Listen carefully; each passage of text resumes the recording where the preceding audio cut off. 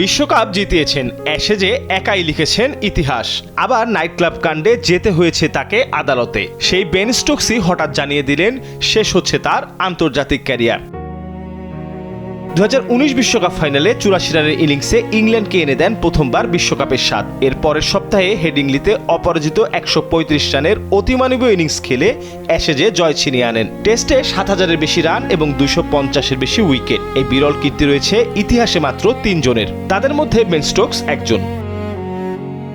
মাঠের বাইরে বারবার হয়েছেন শিরোনাম। নাইট ক্লাব কাণ্ডের পরে মানসিক চাপের কারণে ক্রিকেট থেকেও বিরতি নিয়েছেন। তবুও ইংল্যান্ডের বাসবল ক্রিকেট যুগের অন্যতম প্রধান চরিত্র ছিলেন স্টোকস। বিতর্ক ছিল, কিন্তু বেন স্টোকসের মতো ম্যাচ উইনার খুব কমই দেখেছে ক্রিকেট বিশ্ব।